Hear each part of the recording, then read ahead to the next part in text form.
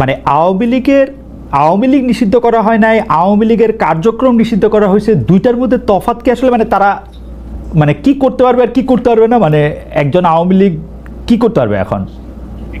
মানে আমার একটা আন্ডারস্ট্যান্ডিং হচ্ছে আওয়ামী লীগ নিষিদ্ধ, তা আপনি বলতেছেন না দুইটার মধ্যে একটু তফাৎ আছে, তফাৎটা কি আসলে? দেখেন, নিষিদ্ধ তো আমাদেরও করা হয়েছিল, তাই না? এবং একবার না, আমাদের এই সংগঠনের জন্মের পরে দফায় দফায় আমাদেরকে নিষিদ্ধ করা হয়েছে।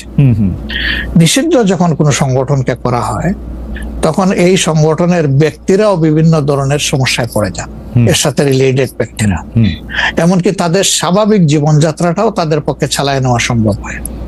তারা যদি সমাজের কোনো ক্রিমিনাল ব্যক্তি নাও হয়ে থাকেন, তবুও তাদের উপরে সমস্যা আরোপ হয়েছে। কিন্তু যখন কার্যক্রম নিষিদ্ধ থাকবে, তখন ওই পলিটিক্যাল কার্যক্রমগুলো ছাড়া বাকি জীবনের সবই তো তারা করতে পারবে, করছে তো। আচ্ছা, তারা তো এই দেশটা সবাই তো আর চলে যাননি, সবাইকে জেলেও ঢুকানো হয়নি। এইটা একটু পরিষ্কার হয়েছে। জনাব যুদ্ধাপরাধের মামলায় জামাত নেতা এটিএম আজহারুল ইসলাম খালাস পাওয়ার পর আপনি একটি সংবাদ সম্মেলনে বলেছেন, জামায়াতে ইসলামী বা তার কোনো নেতাকর্মীর মাধ্যমে কেউ ক্ষতিগ্রস্ত হয়ে থাকলে তার কাছে নিঃশর্ত ক্ষমা চাই। এই ক্ষমা প্রার্থনায় কি ৭১ মুক্তিযুদ্ধের সময়টাও আছে কিনা সেটা সেদিন আপনি স্পষ্ট করেননি, আজকে এটা স্পষ্ট করবেন? মানে আপনি অনেকেই প্রশ্ন করছেন যে জামায়াতের মাননীয় আমির ক্ষমা কিসের জন্য চাইলেন?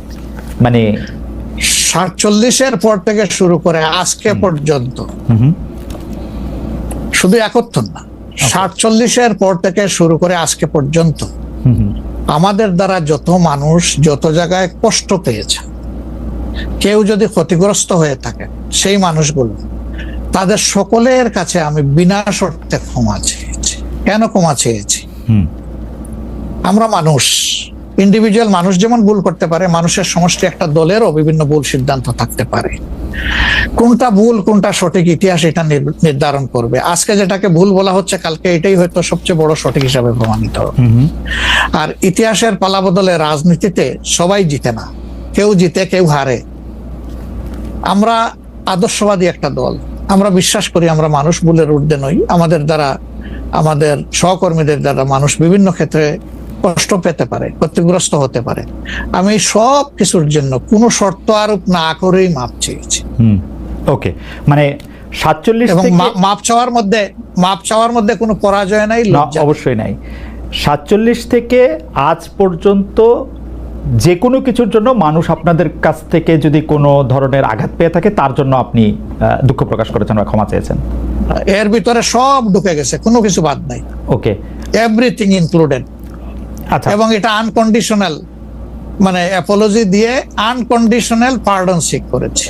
এইটা কি ডক্টর শফিকুর রহমান, আমি আসলে যেহেতু আপনার সঙ্গে আমার মানে নানা সময় কথা বলার সৌভাগ্য হয়েছে, মানে পর্দার বাইরে পর্দার ভিতরে, সেটা আমি জানি বলেই আমি আমার প্রশ্নটা করছি যে আপনি যে ৭১টাকে এই ৪৭ থেকে আজ পর্যন্ত একসাথে বললেন, এর কি কোনো বিশেষ কারণ আছে নাকি? মানে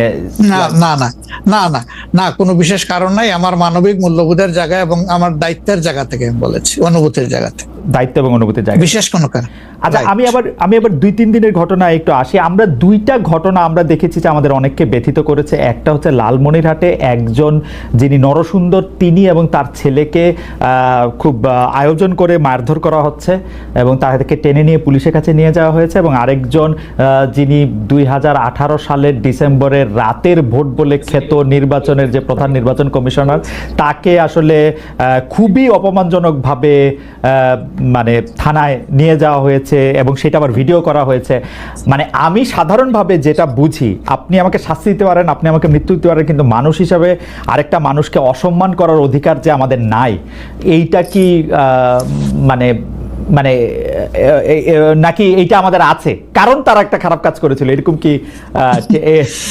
মানে আমি জানি না, মানে অনেকে তার আরেকজন, জি আপনি বলেন, আরেকজন খারাপ কাজ করেছেন বলে আমিও করব, এটা কোনো যুক্তি? আমি আরেকজনের খারাপে কষ্ট পেলাম, ক্ষতিগ্রস্ত হলাম, এখন আমি সেম অথবা ওয়ার্স দেন দিস আরো খারাপ কিছু করলাম তার সাথে, সেটা কি কোনো মানবিক আচরণ বলে গণ্য হবে? নিশ্চয়ই না। তবে দেখেন, আমরা এটাকে কখনো সমর্থন করি না, কিন্তু পরিবেশ, প্রেক্ষাপট, স্থান, কাল, পাত্র, মানুষ কোনো জিনিসকে যখন লাইক করে না তখন প্রকাশ্যে হয় তার প্রতিবাদ করে, না হয় মনে মনে ঘৃণা করে, অথবা সে শক্তি থাকলে প্রতিরোধ করে। এই 3টা স্টেজ থাকে, এটা হাদিসের ভাষা অনুযায়ী। তো এই অবস্থায় আমরা হয়তো ভিজিবল সেই রকম প্রটেস্ট অনেক ক্ষেত্রেই করতে পারি না, কিন্তু আমরা এগুলাকে মনের দিক থেকে সাপোর্ট তো করি না, আমরা বরঞ্চ মনে করি যে এগুলা আরেকটা অপরাধ। ডেফিনেটলি সিইসি যিনি ছিলেন তিনি তো একজন মানুষ, তিনি এই রাষ্ট্রের একজন সিভিল সার্ভেন্টও ছিলেন এবং উঁচু পর্যায়ে তিনি দায়িত্ব পালন করে তিনি রিটায়ার করেছেন। তিনি নিশ্চয়ই কাজ ভালো করেন নাই, অনেকগুলা খারাপ কাজ করেছেন। সেই সময়টা জনপ্রত্যাশার এগেনস্টে গিয়ে করেছেন, সত্য তথ্যের উপর না থেকে অসত্য তথ্য তিনি তার সংস্থা থেকে বলেছেন, সেগুলো সব খারাপ। তো তার জন্য তো আদালত আছে, তিনি তো আদালতে যাবেন, আমি তাকে আদালতে নিয়ে যাই, আইনের আওতায় নিয়ে যাই, কিন্তু আইন আমার হাতে আমি তুলে নেবো কেন? এটা তো কোনো অবস্থায় আমরা সমর্থন করবো না। এই জন্য আপনার স্মরণ থাকার কথা, 5 তারিখ রাত্রেই আমরা ঘোষণা করেছি যে ব্যক্তিগতভাবে আমরা কারো উপর থেকে কোনো প্রতিশোধ নেব না এবং আমরা নেইনি। আমাদের 2-1টা ব্যতিক্রম ঘটনা ঘটেছে, আমরা তাদেরকে শাস্তি দিয়েছি, আমরা ছাড় দেই নাই কাউ। আমাদের এই ঘটনাগুলো র্যান্ডম না, ব্যাপক না, 2-1টা বিচ্ছিন্ন ঘটনা, আমরা কাউকে ছাড় দেই। আমরা যেহেতু আপনার সময় কম, আমরা দ্রুত একটা বিষয় থেকে আরেকটা বিষয়ে যেতে হচ্ছে। সম্প্রতি আপনি একটি ভাষণে বলেছেন, আমি এখানে ছোট্ট একটু অ্যাড করতে চাই। জি প্লিজ। এই যে মব, যেটাকে এখন মব বলা হচ্ছে, এর চাইতে কিন্তু আরো নিকৃষ্ট মব কিন্তু গত 15.5 বছর মানুষ প্রত্যক্ষ করেছে।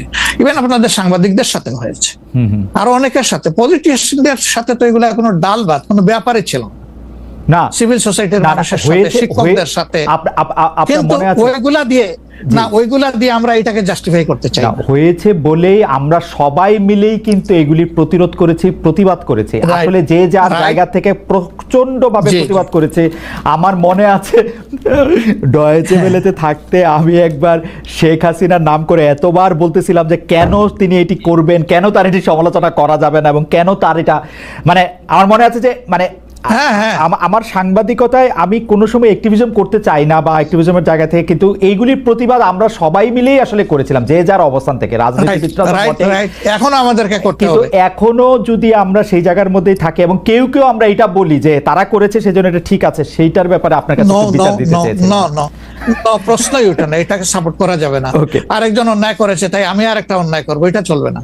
আর তাইলে আমরা ভালোর দিকে আগাবো কিভাবে? অ্যাবসলিউটলি আমরা আগাতে পারবো। আপনি সম্প্রতি এক ভাষণে বলেছেন, আরেকটা প্রসঙ্গে যাই, যে সেই গণতন্ত্র হালাল যার মাধ্যমে আল্লাহর বিধান কায়েম করা যাবে, বুলেট নয় ব্যালটের মাধ্যমে যেতে হবে। এটা আপনি বলেছেন হাদিসের রেফারেন্স দিয়ে। আপনার এই বক্তব্যের প্রতিবাদ করেছেন মুফতি ডক্টর সাইয়েদ মোহাম্মদ এনায়েতুল্লাহ আব্বাসী সিদ্দিকী। রবিবার ফেসবুক এক পোস্টে দাবি করেছেন যে তিনি হাদিসের সুস্পষ্ট অপব্যাখ্যা করেছেন। আপনি এক লাইনে আবার একটু ব্যাখ্যা দিবেন কিনা? আমি হাদিসের দেই নাই, আমি বলেছি যে ডেমোক্রেটিক যে প্রসেসটা, এটা রাসূল করিম সাল্লাল্লাহু আলাইহি সাল্লামের পরে যারা রাষ্ট্র পরিচালনা করেছেন খোলাফায়ে রাশিদিন, তাদের সময় ছিল, এবং এটা বাস্তবতা আমরা সবাই জানি। হযরতে ওমর খুতবা দিতে দাঁড়াইছেন, সাধারণ মুসল্লি বলছে আমি আপনার খুতবা শুনবো না। কেন শুনবেন না? ওই যে আমরা কুশাগার থেকে কাপড় পাইলাম, আমার কাপড়ে লম্বা জামা হইলো না, আপনারটাই লম্বা জামা হইলো কেমনে? এই তো সেম কাপড় দেখতেছি। তখন তিনি তার ছেলে আব্দুল্লাহ ইবনে ওমরকে বলেছিলেন, বাবা তুমি এবার জবাব দাও। তিনি দাঁড়াইয়া বললেন যে দেখেন, বাবা তো রাষ্ট্রের দায়িত্বশীল, তার সাথে বিভিন্ন বিদেশি প্রতিনিধি দল আসে, রাষ্ট্রের সম্মানে আমি বাবাকে বলেছিলাম যে বাবা আমাদের পোশাক 2 টুকরা করে কাটার দরকার নাই, আপনি অনুমতি দিলে আমি কুশাগারকে রিকোয়েস্ট করতে চাই যে আমাদের 2 পিস না কেটে দিয়ে দেওয়ার জন্য, সেটা দিয়ে আপনি জামা বানাবো। তো আমার বাবা এবং আমার 2 পিস মিলে উনার 1 পিস হয়েছে, এবং তাই উনার জামা লম্বা। তো লোকটা বসে আল্লাহ শুকরিয়া আদায় করে বললেন যে খলিফাতুল মুসলিমিন, এবার আপনি আপনার খুতবা দেন, আমি শুনবো, মন ভরে শুনবো। তো এই দেখেন, এটাই তো বিউটি অফ ডেমোক্রেসি। ওই যে আপনি ফ্রিডম অফ এক্সপ্রেশন বললেন, এর চাইতে ভালো ফ্রিডম অফ এক্সপ্রেশন কোথায় পাবেন আপনি? আমি বলেছি যে না, গণতন্ত্র হচ্ছে এটা কোনো ইজম না, এটা আপনি নিজেও জানেন। গণতন্ত্র কোনো মতবাদ না, it's a way to establish your ism. আপনি যেটা চয়েস করেন, এটা ক্যাপিটালিজম হইতে পারে, সোশ্যালিজম হইতে পারে, কমিউনিজম হইতে পারে, এরকম যেটাই হোক সেটা আপনি করবেন, কিন্তু এটা একটা ওয়ে, এই বাহনের উপরে আপনি চড়ে যাবেন। সেটা যদি আল্লাহর দিন কায়েমের উদ্দেশ্যে হয় তাহলে অবশ্যই এটা মুসলমানদের জন্য হারাম হওয়ার কথা না।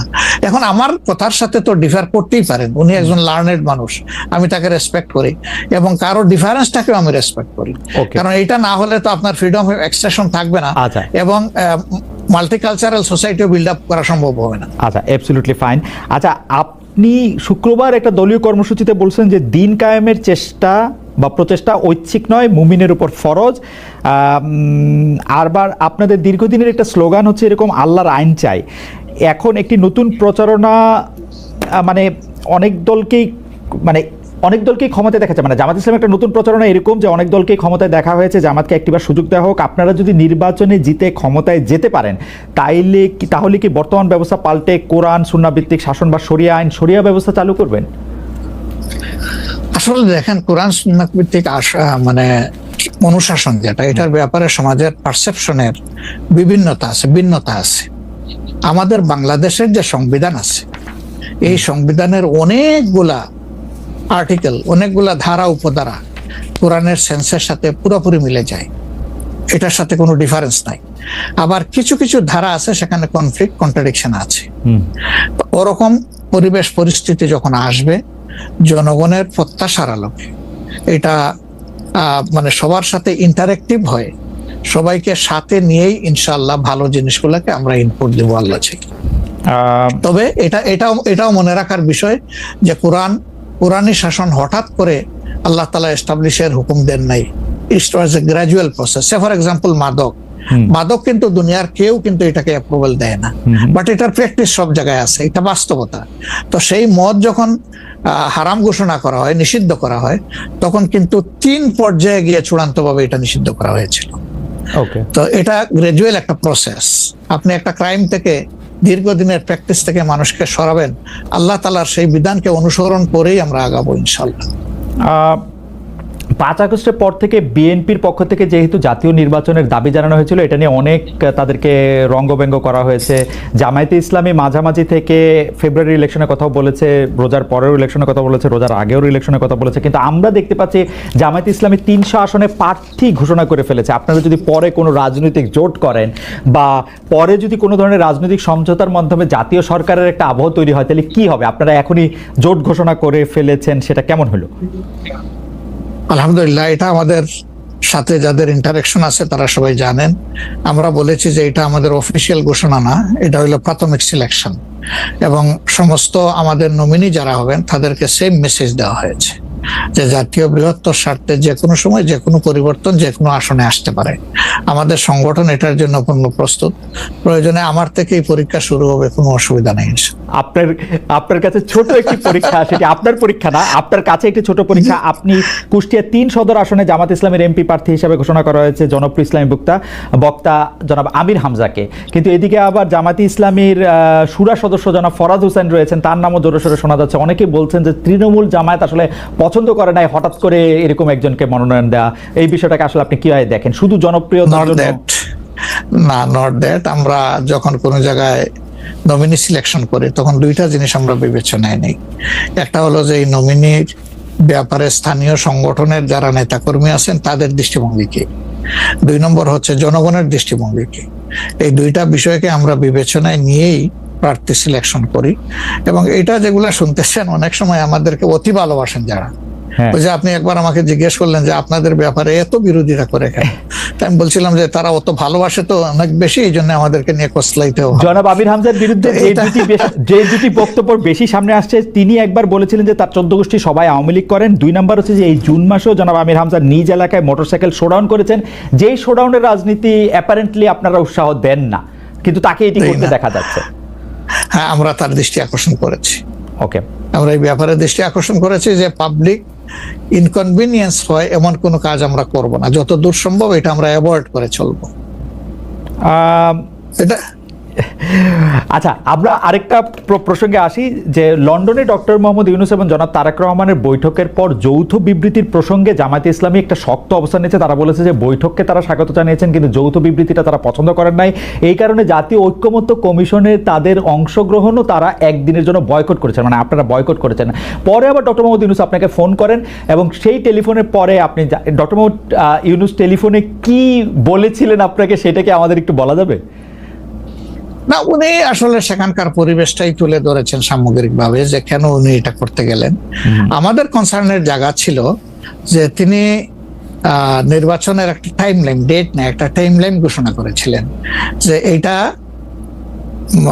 1st of April কোনো একটা সময়ে নির্বাচন অনুষ্ঠিত হবে এবং নির্বাচন কমিশন সেই ব্যাপারে তারিখ নির্ধারণ করে তারা শিডিউল দেবে। এটা কিন্তু সবগুলা দলের সাথে সিরিজ অফ টকের পরে, উনি সরাসরি আলোচনার পরে এটা করেছিলেন। এরপরে তিনি লন্ডনে গিয়েছেন। তারেক রহমান সাহেব যেহেতু দেশে নেই এবং তিনি কার্যত বিএনপির এখন হইলেন নির্বাহী প্রধান, ভারপ্রাপ্ত চেয়ারম্যান, তো তার সাথে একটা বৈঠক হওয়াই উচিত, হইতেই পারে, এটা তো ভালো, এটা খারাপ কি? রাজনীতিতে ডায়ালগই তো উত্তম সমাধান। এবং বিএনপির কিছু কনসার্ন ছিল, তার সাথে আলোচনার মাধ্যমে সেটা যদি দূর হয় এটা তো ভালো, জাতীয় জীবনের জন্য ভালো, জাতীয় রাজনীতির জন্য ভালো। কিন্তু যেটা সকল দলের সাথে আলোচনা করে তিনি একটা টাইম লাইন দিলেন, শুধুমাত্র একটা দলের সাথে আলোচনা করে সেটা থেকে এইভাবে তার প্রকাশ্যে ঘোষণা দেওয়া, যদিও তিনি ডেফিনেটলি বলেন নাই যে রমজানের আগেই হবে, তিনি বলেছেন যদি এই জিনিস ফুলফিল করা যায় তাইলে সেটা আগেও চিন্তা করা যেতে পারে, কিন্তু সেটা ভালো হতো। আমাদের বক্তব্য হচ্ছে ভালো হতো দেশে এসে তিনি তাকে বলতেন যে আমি সম্মানের সাথে আপনার কথা শুনলাম, আমি মনে করি আপনার কথাগুলো লজিক্যাল, আমি দেশে গিয়ে আবার দলগুলোর সাথে একটু আলাপ করবো, করে এটাকে কিভাবে শেপ দেওয়া যায় আমি চিন্তা করবো, আপনি আমার উপর আস্থা রাখতে পারেন। That was good. কিন্তু এটা না করে সেখানে এটা ঘোষণা দেওয়াটাকে আমরা সঠিক মনে করি নাই। আমরা মনে করি যে